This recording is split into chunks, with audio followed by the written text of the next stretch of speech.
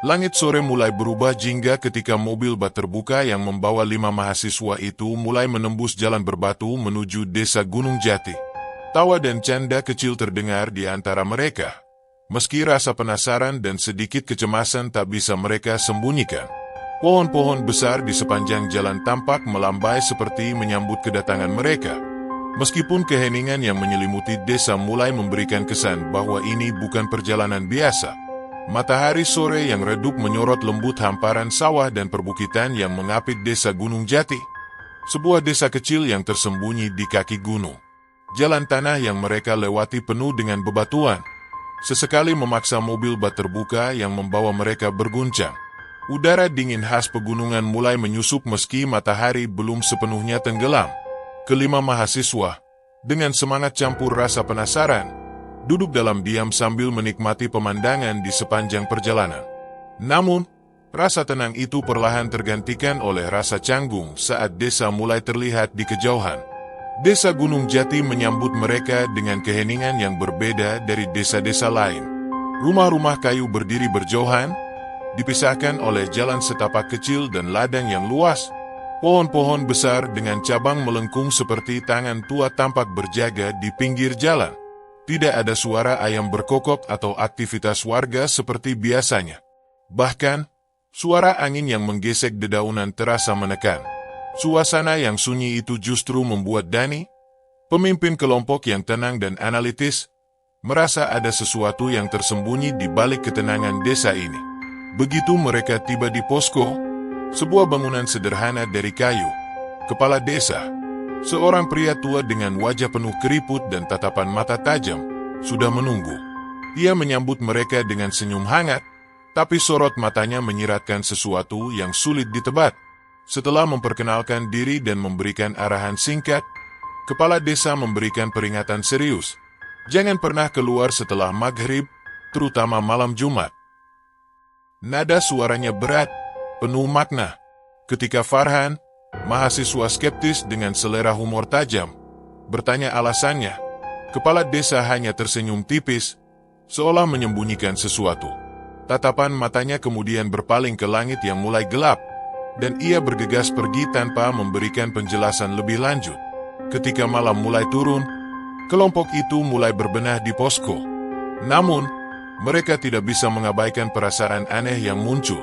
Lampu minyak di posko menyala redup, menciptakan bayangan samar di dinding kayu. Suara malam di desa ini berbeda. Tidak ada jangkrik atau kodok, hanya kesunyian yang dalam. Sesekali terganggu oleh suara angin yang menyerupai bisikan. Alia, yang pendiam dan sering peka terhadap hal-hal mistis, merasa bulu kuduknya berdiri sejak tiba. Bagas, sang penghibur kelompok, mencoba mencairkan suasana dengan lelucon, tapi tidak ada yang benar-benar tertawa. Bahkan tawa mereka terasa teredam oleh keheningan malam yang pekat. Tenang aja, ini kan cuma cerita orang kampung, ujar Farhan dengan nada meremehkan, mencoba mengusir rasa takut yang mulai mengintip. Namun, tatapan Alia tetap mengarah keluar jendela, ke kegelapan yang menyelimuti desa. Ia merasa ada sesuatu yang mengawasi mereka dari balik bayang-bayang pepohonan. Malam pertama mereka di desa itu berlalu dalam kegelisahan yang tak terucap, seperti sebuah janji bahwa sesuatu yang lebih besar sedang menunggu. Setelah malam pertama yang penuh rasa canggung, pagi di desa Gunung Jati membawa udara segar yang mengusir sisa kelelahan. Burung-burung berkicau riang, dan warga mulai mendatangi posko untuk menyambut mereka dengan senyum ramah. Namun, di balik keramahan itu, sorot mata beberapa warga menyiratkan sesuatu yang sulit dimengerti. Hari-hari awal kegiatan KKN di desa Gunung Jati diwarnai dengan semangat mahasiswa untuk menjalankan berbagai program kerja mereka. Setiap pagi, mereka berkumpul di balai desa, sebuah bangunan sederhana beratap seng yang menjadi pusat aktivitas warga. Anak-anak desa berlarian di halaman, tertawa riang dengan kaki telanjang yang menginjak tanah berbatu. Rina, mahasiswa keperawatan yang dikenal ramah dan pemberani, memulai kelas literasi dengan mengajarkan anak-anak membaca dan menulis. Suasana penuh canda hingga suatu saat seorang anak kecil tiba-tiba menghentikan tawa dengan wajah serius. "Mbak, jangan keluar malam Jumat, nanti kayak Pak Jono," katanya polos sambil menatap Rina. Suaranya begitu pelan hingga hanya Rina yang mendengarnya. Saat ia mencoba bertanya lebih lanjut, anak itu tersenyum aneh dan langsung berlari menjauh, bergabung dengan teman-temannya seolah tidak ada yang terjadi.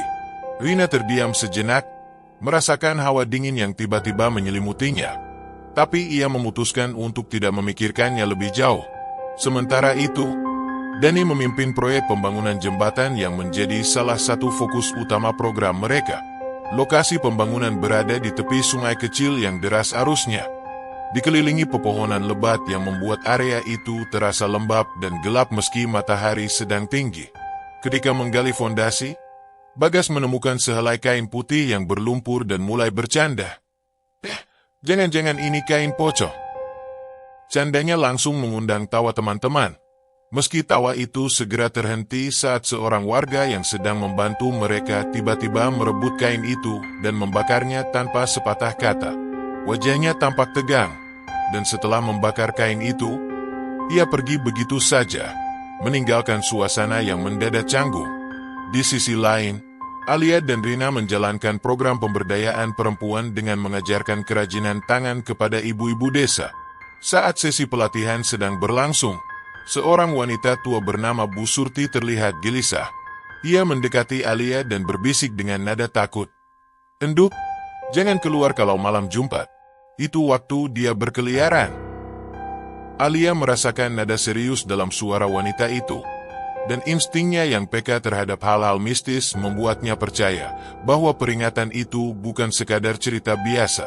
Namun, ketika ia mencoba bertanya lebih lanjut, Bu Surti hanya menggeleng dan bergegas meninggalkan ruangan. Saat malam tiba dan mahasiswa kembali ke posko, suasana aneh mulai terasa. Lampu di posko sering berkedip meski tidak ada tanda-tanda masalah pada listrik. Angin dingin terus menerobos jendela, meski mereka sudah menutupnya rapat-rapat. Ketika mereka berdiskusi tentang kegiatan hari itu, Dani beberapa kali merasa seperti ada bayangan bergerak di luar posko. Namun, ia memilih diam agar tidak membuat yang lain merasa cemas. Bagas, meski biasanya suka bercanda, mulai merasa suasana malam itu terlalu mencekam. Alia, yang duduk di sudut, sesekali menoleh ke arah jendela, merasa seperti ada sesuatu yang mengintai dari balik gelapnya malam. Farhan, meskipun sering meremehkan cerita mistis, tidak bisa menahan rasa merinding yang muncul setiap kali lampu berkedip. Ayam dan anjing di desa, yang biasanya tenang, mulai mengeluarkan suara-suara aneh, seolah memperingatkan sesuatu. Suasana malam itu bukan hanya sunyi, tetapi membawa tekanan tak terlihat yang membuat semua orang memilih segera tidur, meskipun rasa gelisah tetap menyelimuti mereka. Kejanggalan demi kejanggalan yang terjadi membuat para mahasiswa mulai sadar bahwa desa Gunung Jati menyimpan sesuatu yang lebih dari sekadar keindahan alam atau keramahan warganya. Hawa misteri terus menghantui mereka, membuat setiap kegiatan yang mereka lakukan terasa berat, bukan hanya karena tenaga yang terkuras, tetapi juga karena rasa waspada yang terus mengintai. Suasana yang mencekam itu, perlahan, mulai mengguncang keyakinan mereka akan logika dan realitas. Hari mulai gelap ketika suara azan maghrib berkumandang dari surau kecil di ujung desa. Angin dingin mulai berhembus, membawa serta keheningan yang lebih mencekam. Lampu di posko menyala redup, menciptakan bayangan samar di dinding. Meskipun lelah, rasa ingin tahu dan firasat buruk membuat mereka tetap terjaga. Tidak tahu bahwa malam itu akan menjadi awal dari teror yang sebenarnya. Malam Jumat pertama di desa Gunung Jati datang dengan kesunyian yang lebih pekat dari biasanya. Angin dingin berhembus pelan, membawa aroma tanah basah dan dedaunan yang gugur. Langit gelap tanpa bintang, seperti tirai hitam tebal yang menutupi desa. Di posko, Dani dan teman-temannya duduk melingkar, mencoba menghabiskan malam dengan bermain kartu. Lampu pijar di langit-langit terus berkedip, membuat bayangan mereka di dinding terlihat bergerak-gerak, menambah suasana mencekam. "Kalian percaya cerita pocong itu?" tanya Farhan tiba-tiba, memecah kesunyian. Ia berbicara dengan nada meremehkan, tapi tatapannya tertuju pada jendela yang menghadap keluar. Alia, yang sejak tadi tampak gelisah, tidak menjawab. Matanya terus melirik ke arah sudut gelap ruangan, seolah ada sesuatu yang tak terlihat oleh yang lain. "Sudahlah, jangan bahas itu," ujar Rina sambil merapikan kartu di tangannya. Namun, nada suaranya tidak sekeras biasanya, menunjukkan ia pun merasa ada yang tidak beres. Bagas, yang biasanya ceria, hanya diam sambil memandangi lampu yang terus berkedip. Dani, dengan sikap tenangnya, berusaha mengalihkan pembicaraan, tetapi suasana ganjil sudah terlanjur merasuk ke dalam posko. Ketika malam semakin larut, satu persatu mulai beranjak ke kamar masing-masing. Namun, rasa penasaran menguasai Farhan. Ia tetap duduk di ruang utama, memandangi jendela dengan tatapan penuh selidik. Ia tahu peringatan kepala desa, tapi pikirannya yang skeptis membuatnya tidak bisa menahan keinginan untuk membuktikan bahwa semua ini hanya cerita kosong. Perlahan, ia berdiri dan berjalan mendekati jendela. Dari celah tirai, ia mengintip keluar. Awalnya hanya kegelapan yang ia lihat, diselingi oleh tiupan angin yang menggoyangkan dedaunan. Namun, matanya membelalak ketika melihat sosok putih berdiri di tengah jalan, tidak jauh dari posko. Sosok itu tinggi, tubuhnya terbungkus kain kafan yang kotor dan berlumpur. Wajahnya rusak, dengan lubang menganga di pipi yang terlihat seperti membusuk. Matanya kosong, tapi seolah menatap langsung ke arah Farhan. Farhan merasa tubuhnya kaku, seperti ada tangan tak terlihat yang mencengkeramnya di tempat. Sebelum ia sempat berpaling, sosok itu tiba-tiba melompat dengan kecepatan tidak wajar, mendekati jendela. Dalam hitungan detik, wajahnya yang menyeramkan sudah menempel di kaca. Mulutnya yang robek terbuka, mengeluarkan suara seperti desahan panjang yang mengerikan. Farhan tersentak mundur, hampir terjatuh. Dengan gemetar, ia menutup tirai jendela dan berlari ke kamar tanpa membangunkan yang lain. Di kamar, ia duduk di sudut, tubuhnya gemetar hebat. Bayangan sosok itu terus terngiang di benaknya. Ia mencoba meyakinkan dirinya bahwa itu hanya halusinasi, tetapi suara desahan aneh dari luar posko terus terdengar, seperti memanggil. Ia memeluk lututnya erat, tidak berani keluar atau berbicara kepada siapapun. Sementara itu, Alia yang tidur di kamar sebelah terbangun dengan perasaan gelisah. Ia mendengar suara langkah berat di luar posko, seperti ada sesuatu yang berjalan perlahan di sekitar bangunan. Ia mengintip dari celah pintu, tapi tidak melihat apa-apa. Namun, firasatnya berkata bahwa sesuatu yang mengerikan sedang mengawasi mereka dari luar. Malam itu berlalu dengan lambat, seperti waktu yang sengaja diperlambat oleh rasa takut. Ketika fajar tiba, Farhan tidak mengatakan apa-apa kepada teman-temannya tentang apa yang ia lihat. Namun, wajahnya yang pucat dan matanya yang cekung menceritakan segalanya. Alia, yang merasakan firasat buruk sejak malam, hanya menatapnya dengan penuh tanya, tetapi memilih untuk tidak mendesak. Mereka semua tahu, malam itu adalah awal dari sesuatu yang lebih besar, sesuatu yang akan menguji batas keberanian mereka. Hari demi hari berlalu, dan keanehan di desa Gunung Jati semakin terasa. Wajah-wajah lelah mulai terlihat di antara kelompok mahasiswa.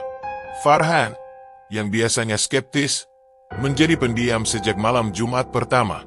Alia tampak lebih sering termenung, sementara Dani mencoba menjaga kelompok tetap fokus pada program kerja mereka. Namun, bayangan tentang apa yang terjadi di malam-malam sebelumnya sulit untuk diabaikan. Akhirnya, Dani memutuskan bahwa mereka harus mencari tahu kebenaran di balik teror yang terus menghantui. Suatu sore, Dani mendekati Pak Udin, seorang pria tua yang dikenal bijak di desa itu. Pak Udin sedang duduk di bangku kayu di depan rumahnya, mengunyah sirih sambil memandangi sawah. Dani membuka percakapan dengan hati-hati, mencoba menunjukkan rasa hormat. "Pak Udin," ujar Dani dengan nada pelan, "saya ingin tahu, ada apa sebenarnya dengan cerita pocong di desa ini?" Pak Udin menghela napas panjang, tatapannya berubah dari tenang menjadi serius. Ia melirik sekeliling, memastikan tidak ada orang lain yang mendengar. Kemudian, dengan suara rendah, ia mulai bercerita. Bertahun-tahun lalu, ada seorang pria bernama Pak Karto. Katanya, menatap jauh ke arah horizon. Ia seorang petani biasa, jujur, dan sederhana.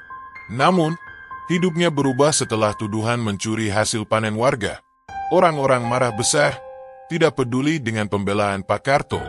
Mereka menyeretnya ke tengah desa dan menghukumnya secara kejam. Ia dipukuli hingga tewas tanpa ada yang membela. Dani mendengarkan dengan penuh perhatian, sementara perasaan ngeri mulai menjalar di tubuhnya. Tapi kenapa sampai jadi pocong? Pak, tanyanya, mencoba memahami. Pak Udin melanjutkan dengan suara bergetar, seolah ingatan itu masih membebaninya hingga hari ini. Pak Karto meninggal dengan sumpah di bibirnya. Ia bersumpah akan kembali untuk membalas dendam pada orang-orang yang menganiayanya. Setelah meninggal, tubuhnya tidak dimakamkan dengan layak. Mereka menguburnya begitu saja di pinggir hutan, tanpa doa, tanpa kain kafan yang benar. Sejak itu, setiap malam Jumat, arwahnya gentayangan. Dia mencari keadilan yang tidak pernah ia dapatkan. Dani merasakan bulu kuduknya meremang. Apa tidak ada yang mencoba menghentikan itu? Pak Udin menggeleng pelan. Warga terlalu takut. Mereka hanya bisa bersembunyi di rumah dan berdoa agar pocong itu tidak masuk ke dalam. Beberapa yang mencoba melawan malah mengalami hal-hal yang lebih buruk. Desa ini sudah terperangkap dalam kutukan dendam Pak Karto.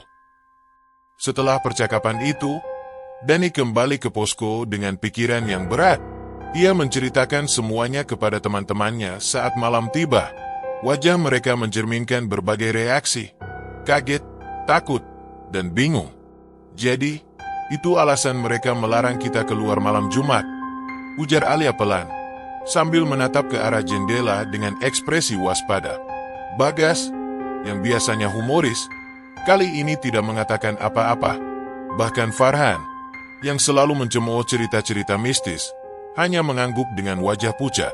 Rina mencoba tetap tenang, tapi tatapannya menunjukkan rasa tidak nyaman yang mendalam.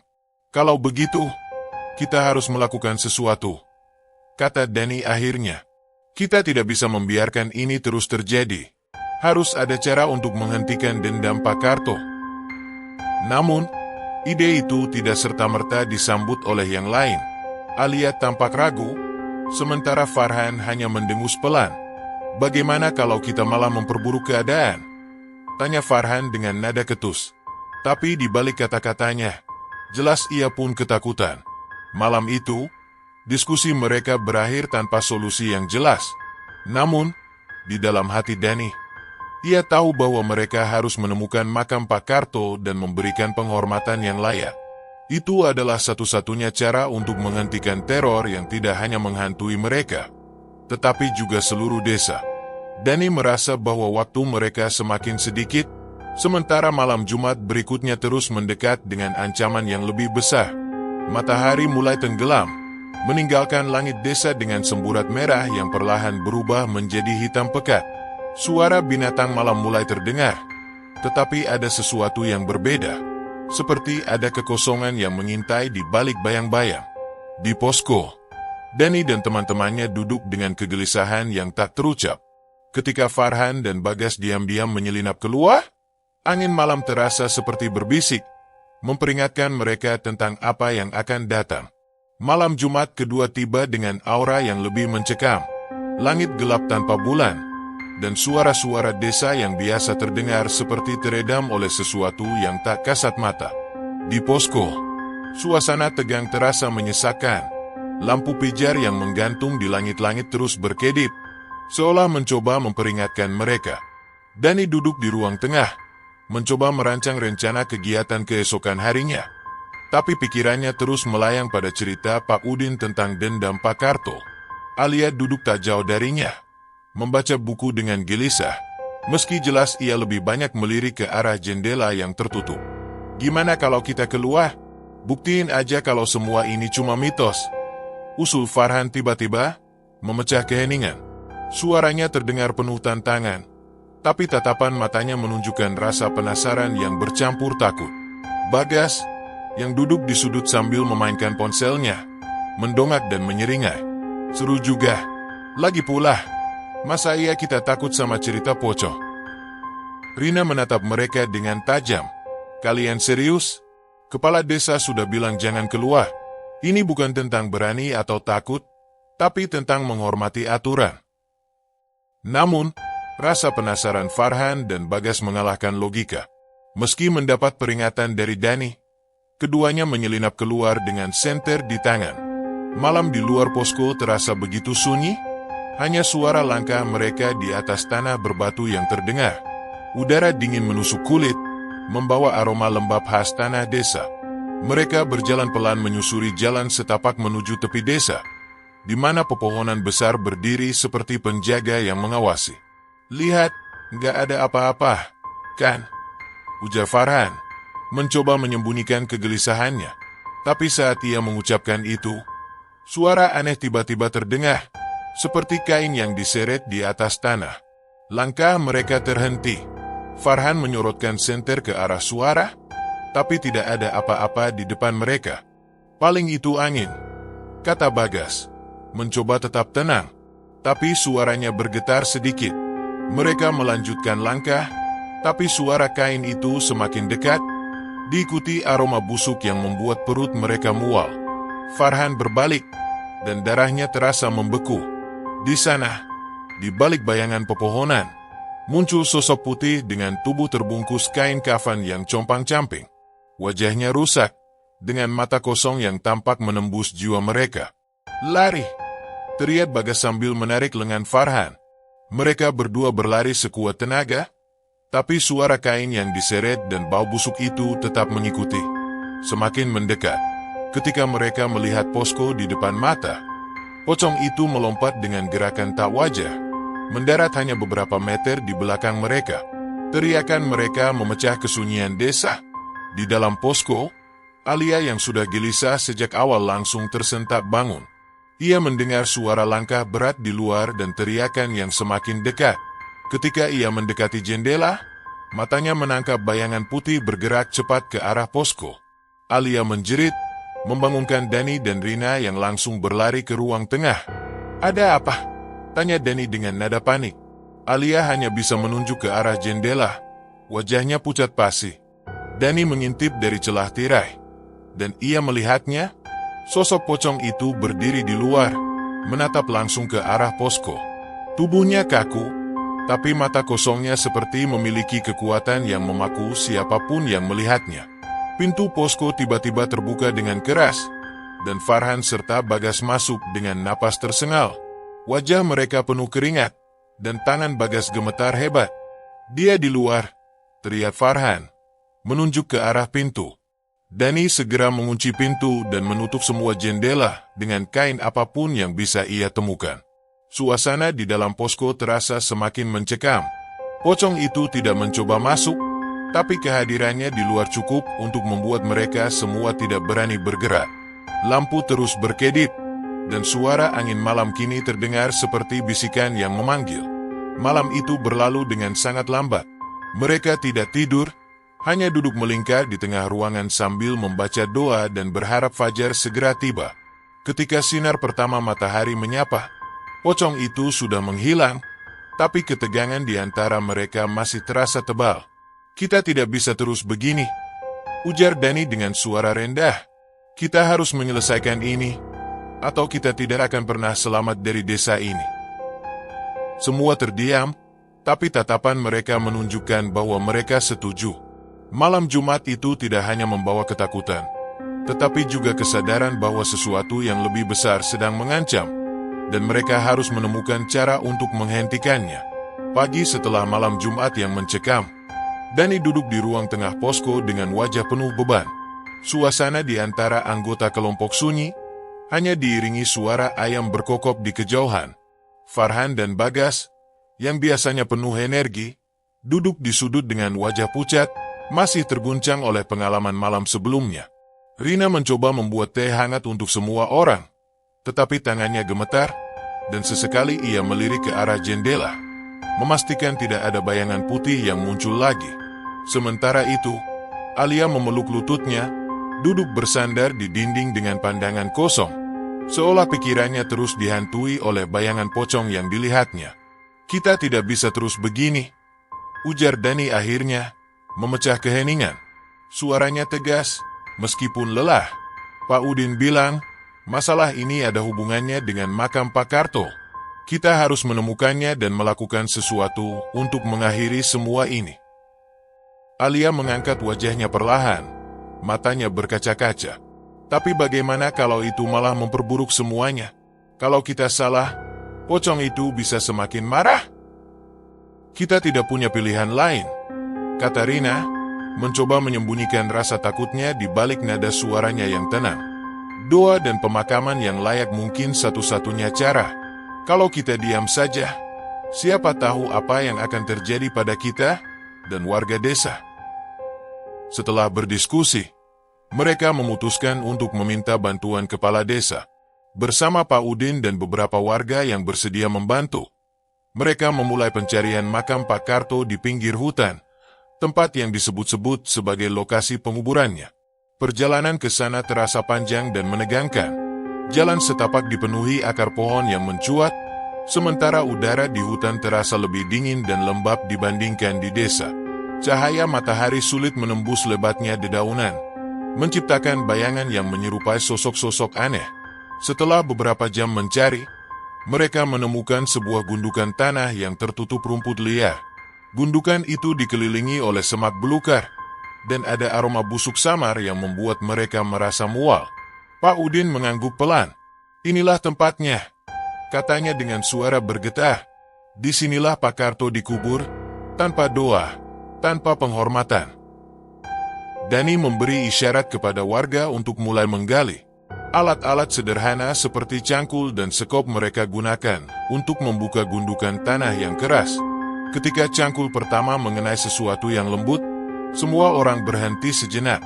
Wajah mereka pucat, tapi mereka terus menggali hingga akhirnya menemukan kain kafan yang sudah hancur, penuh lumpur, dan berbau busuk. Kita harus segera memakamkannya dengan layak, ujar Dani sambil menahan napas untuk menghindari bau menyengat itu. Rina, yang sejak awal terlihat paling tenang, mengatur prosesnya. Mereka membersihkan kain kafan yang tersisa dan menggantinya dengan kain baru yang dibawa dari desa. Kepala desa memimpin doa bersama, memohon kepada Tuhan agar arwah Pak Karto diberikan ketenangan dan diampuni dari segala dosanya. Doa-doa yang dipanjatkan menggema di hutan yang sepi. Setiap kalimat doa diiringi oleh angin yang berhembus pelan, seolah membawa harapan bahwa dendam yang telah lama terpendam akhirnya bisa mereda. Alia, yang biasanya pendiam, meneteskan air mata saat doa berakhir. Ia merasakan sesuatu yang berbeda, seperti beban berat yang selama ini menyelimuti desa mulai terangkat. Setelah prosesi selesai, mereka meninggalkan makam baru yang kini terlihat lebih layak, dengan tanda sederhana berupa batu nisan. Saat berjalan kembali ke desa, suasana terasa lebih ringan. Angin yang tadi dingin dan menekan kini terasa hangat, dan suara burung-burung mulai terdengar lagi, seolah hutan ikut merayakan akhir dari dendam yang menghantui. Namun, di posko malam itu, meski tidak ada tanda-tanda pocong lagi, perasaan ganjil masih menyelimuti mereka.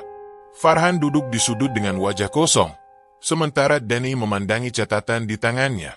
Ketika mereka akhirnya bersiap untuk tidur, suara angin yang biasanya terdengar seperti bisikan kini hanya menjadi angin biasa. Kita sudah melakukan yang terbaik, kata Dani pelan, mencoba meyakinkan dirinya sendiri. Tapi di sudut pikirannya, ia tahu bahwa akhir dari teror ini belum sepenuhnya pasti. Arwah Pak Karto mungkin telah tenang, tetapi sesuatu yang lain sepertinya masih mengawasi mereka dari bayang-bayang. Matahari pagi yang cerah menyinari desa Gunung Jati, menghapus bayang-bayang gelap yang selama berminggu-minggu menyelimuti desa itu.